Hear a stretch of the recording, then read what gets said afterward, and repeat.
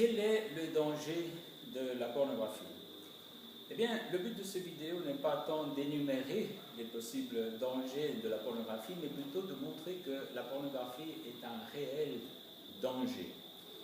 Si nous ouvrons le livre des Proverbes, dans le chapitre 7, je ne vais pas lire ce verset, ou ces versets, mais ici nous trouvons l'histoire d'un jeune inexpérimenté qui tombe dans les pièges d'une femme immorale pour commettre l'immoralité avec elle. Quel est le but de ce chapitre dans la parole de Dieu? Eh bien, le but de ce chapitre, c'est sans doute de mettre en garde le peuple de Dieu contre les dangers de l'immoralité. Et avec le temps, l'immoralité s'est effectivement avérée être un réel danger pour le peuple de Dieu. Et ça c'était le cas. À une époque où il fallait sortir de chez soi pour aller chercher le péché, pour aller chercher la tentation. Quelle ne doit pas être la situation aujourd'hui où la tentation nous arrive gratis à la maison via Internet? Eh bien, maintenant, appliquons cela à la pornographie. Je rappelle également le temps où il fallait quitter la maison pour trouver la pornographie.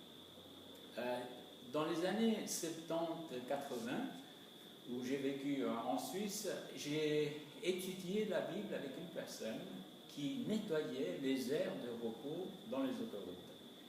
Quel était un article qu'il trouvait en abondance dans les poubelles des aires de repos? C'était les revues pornographiques.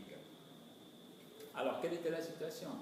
La situation était que les hommes s'arrêtaient pour faire le plein d'essence, et lorsqu'ils allaient payer, eh bien là étaient les revues pornographiques. Alors, face à la tentation, beaucoup achetaient ces revues. Ensuite, ils prenaient leur automobile et ils s'arrêtaient dans la prochaine aire de repos, ils regardaient ces revues, et moi, j'imagine qu'à un moment donné, ils se disaient: mais qu'est-ce que je fais avec ça? Je ne veux pas ça, ma femme pourrait le trouver, mes enfants pourraient le trouver, à la poubelle. Mais ce qui est intéressant, c'est que des adultes responsables face à la tentation tombaient. L'occasion fait le larron. Maintenant, quelle est la situation aujourd'hui? Eh bien, le peuple de Dieu utilise de plus en plus des appareils électroniques, des téléphones, des tablettes, Internet, nous l'avons déjà depuis longtemps à la maison, mais les téléphones. Nous avons par exemple des téléphones, des dispositifs que nous amenons tout le temps avec nous. Certains le prennent dans leur lit, certains le prennent même dans leur lieu de travail. Lorsqu'ils vont aux toilettes, ils prennent le téléphone avec eux. Et ce qui est plus inquiétant, c'est que beaucoup de nos enfants, donc des jeunes inexperts, ont ces dispositifs toujours avec eux, avec tout ce qui peut leur arriver. Est-ce que nous sommes vraiment conscients de ce danger? Eh bien, sans doute, le peuple de Dieu, dans les temps qui viennent, va devoir faire face à ce problème qui va devenir grandissant.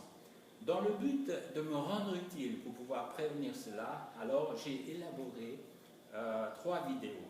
Le premier vidéo est: qui a inventé la pornographie? Il contient un petit détail intéressant. Le deuxième vidéo: est-ce que la pornographie est mauvaise? Parce que si on veut l'éviter, si on veut être convaincu qu'il faut l'éviter, il faut être convaincu que c'est quelque chose de mauvais. Alors, est-ce que c'est vraiment quelque chose de mauvais? Et le troisième vidéo: comment vaincre la pornographie? Alors, j'espère donc que ces vidéos pourraient être utiles dans ce domaine. Je vous remercie.